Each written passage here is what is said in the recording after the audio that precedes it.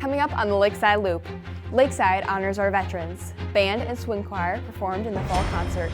Students visit Martin Luther College and the dance team had their first competition. The Loop starts now.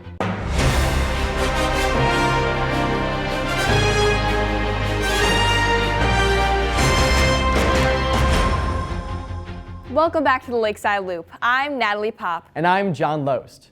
Veterans Day is a day where we give our thanks to the people who helped protect our country. To show our gratitude to those who sacrificed so much for us, Lakeside celebrated Veterans Day by having a special breakfast for veterans, then holding a special chapel service, followed by a presentation from Lieutenant Colonel Andrew Daly. Pastor Schultz tells us more information about how we showed our appreciation.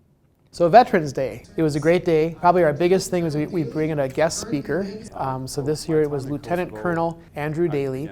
He is the parent of Lakeside students. He also has a student that's still going to grade school. And he is a helicopter pilot. And he's also a commander of a bunch of people in Madison. And so he spoke to our veterans. We bring in probably about 60 or 70 veterans, and they have breakfast, and they listen to the guest speaker, and we honor them. And we give them thank you letters and things like that. Then we have chapel, and not always, but this year our chapel speaker was also a veteran. So he's a pastor, Pastor Nick Mount from St. John's in Juneau, served full-time in the Army for a while. He did the sermon, he did the chapel, and then when he was done, Colonel Daly also spoke to the students and told them about his experiences and the amazing things that were happening there. So a lot of thank you notes were passed out.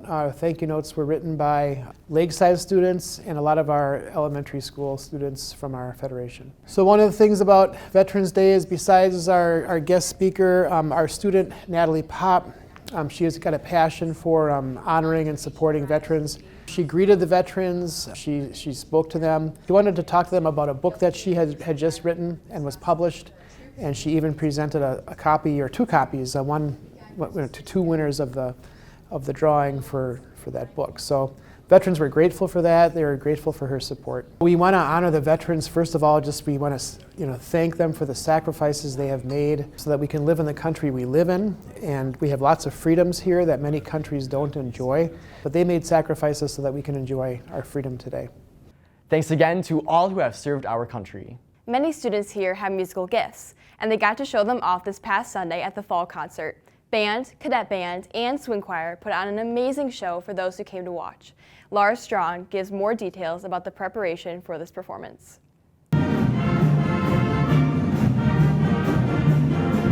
Well, a wonderful band concert along with some swing choir in between there is what took place. It was really good. We played the national anthem at first.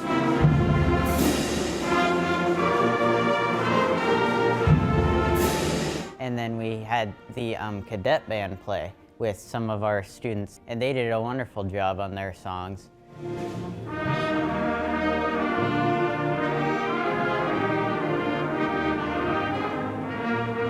After the cadet band played, we tore down the stage, and then the swing choir went, which they did a wonderful performance. Let's escape into the music, DJ lad. And then the percussion ensemble went, which was outstanding.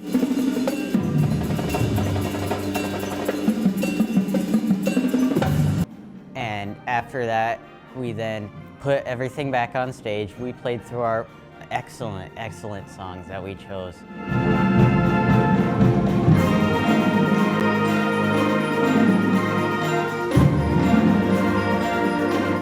Well, we played a song from How to Train Your Dragon, which everyone loves that. We played it really good, we did. At the end, we did our field show that we did at the homecoming football night. We didn't do any fancy shapes or anything, but we did some really cool moves and it looked really smooth. I love making music with people, and I've been doing band since 6th grade. Well, I think the music programs here are very good. It's a wonderful experience. You will have a blast. You will have a blast. Great job at the concert. And now, over to Federation Flyby. Hello, I'm Kayla Bolt, filling in for Caitlin Starkenberg. Today on Federation Flyby, St. John's Jefferson School had a Veterans Day celebration on Friday, November 8th.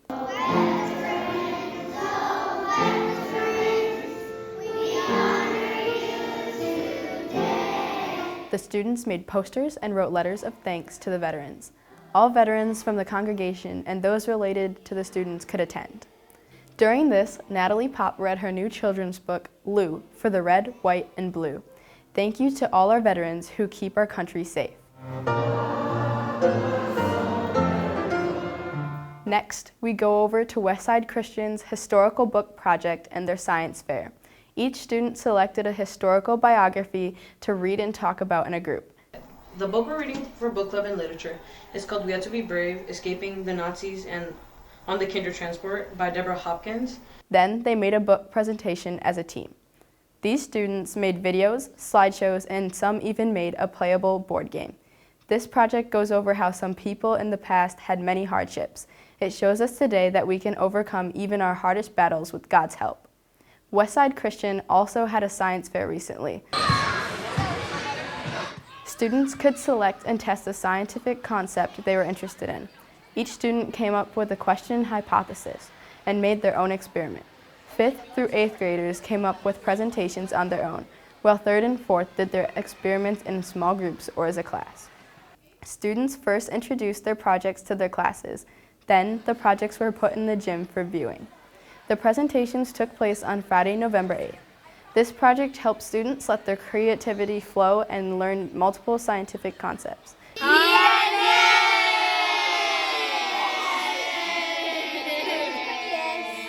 Great job, Westside. When we usually have car troubles, we usually take it straight to the mechanic. But some people are able to just do it themselves. Like one student here at Lakeside, Elijah Dunham, tells us more about how he fixes cars. I don't even remember when it started, but ever since I can remember, it's always been just Matchbox cars. I had a lot of them as a little kid.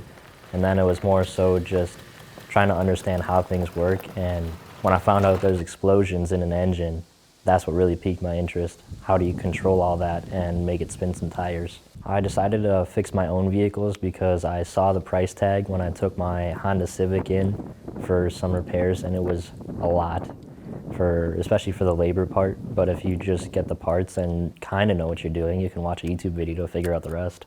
One of the things I do most on fixing cars is probably oil changes and general maintenance.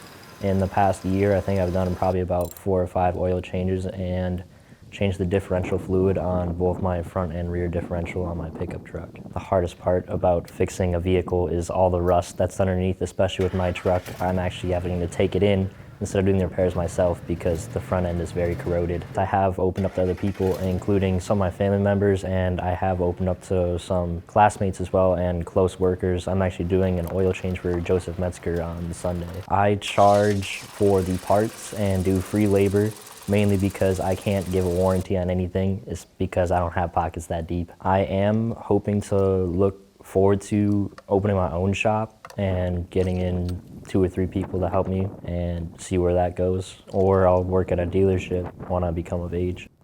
Thanks for sharing your unique hobby.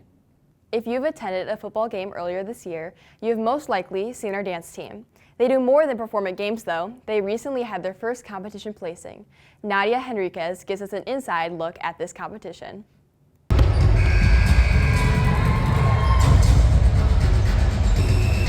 The dance team went to Waukesha West and we performed our jazz and hip hop routine in the Division III.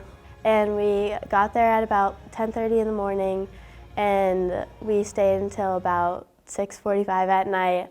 And we got to watch other dances, which was really fun, and perform our dances. And we ended up getting 2nd in jazz and 1st in hip hop. So we learned our competition routines a little while ago. The hip hop routine we learned at the beginning of August or middle of August before school started. And then we learned our jazz routine a couple months after that in like October. I really enjoy doing this with my friends because a lot of the people that are my friends are doing the dance team, and we all just become a really close family. And staying at competitions for like the whole day is really fun. It does take up like some time after school and like sometimes on the weekends for competitions, but it overall is really fun. Nice work at the competition, and now it's teacher time. Teacher time, teacher time, teacher time with Molly Kalma. Recently, I've been wondering, who wrote Tom Sawyer? I've always thought it was Rush, but now I'm not so sure. How about we go ask an English teacher to find out? What do you want to know, Molly? Why do you wear bow ties? I started wearing bow ties a few years ago during my graduate program of being a principal. And at the time, I was teaching at St. John's Northwestern Military Academy, and we had a uniform that we had to wear. There was different classes of uniform, A and B uniform, and I enjoy puns being an English teacher, so that was my Class E uniform, wearing a bow tie. What is your best dad joke? My Halloween costume was a pretty good dad joke, I think. I was a Ceiling fan, and on my t-shirt it said, "Go Ceiling." If the faculty men participated in No Shave November, who do you think would win? Boy, that's a really good question. I think probably my neighbor here, Mr. Austin. If you could teach any one story, what would it be and why? Oh, I think that would definitely have to be Edgar Allan Poe's The Raven, because it is one of my favorites, definitely being a Poe fan, and I've taught it before as well, too. So. How does it feel to have your daughter around Lakeside? It's great. That was definitely one of the reasons I came here. So we're all kind of heading in the same direction. Why did you get into teaching? I got into teaching because I really liked being around high schoolers. It was probably motivated first by my social studies teacher when I was a sophomore in high school. He was, Mr. Steinbrenner was a great individual. He was a coach. That was one of my biggest motivators as well, as I wanted to be a coach.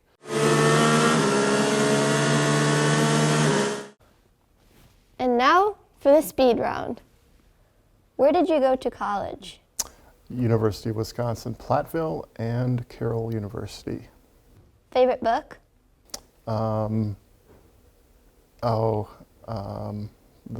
The Catcher in the Rye.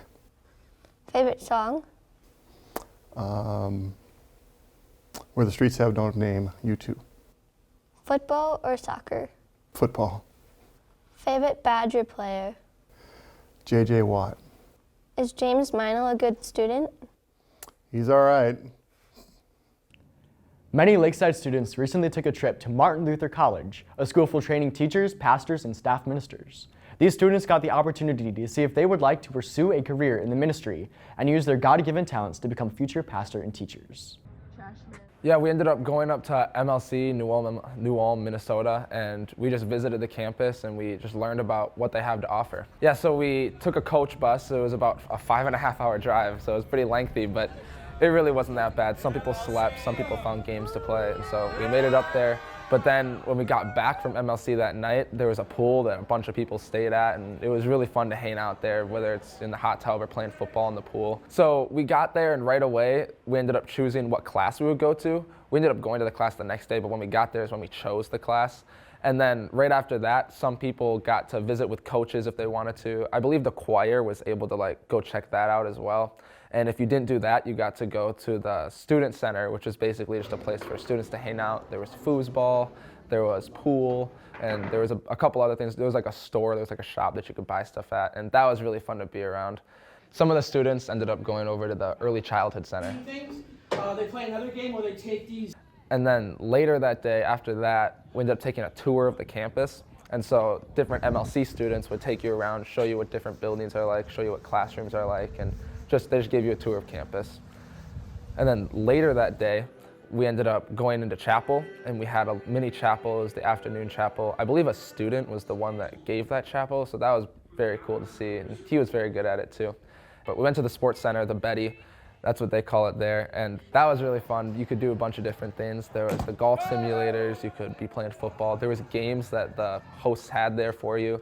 And you could really just do anything you wanted. There was spike ball as well. So personally, I chose physical science, and it ended up being a physics class. And that was really cool. The professor, he did this lab and he like threw fire in the air with like, it was really cool. And then we learned about circuits. I feel like having a small college like that can also benefit you in a lot of ways because you can connect with your professors. You'll like know other people, like you'll pretty much know everyone. So you'll have friendships there. And so that was my first impression. And then as I walked around and like toured it, it was just cool to see how like a bunch of the little things were connected to Christ, just like how much thought they put into it to make sure that the whole campus and the whole college is centered around Christ. And I thought that was really cool as well. Sounds like they had a lot of fun. And now, you're in the loop. I'm Natalie Pop. And I'm John Loest. Thanks for watching, and God bless.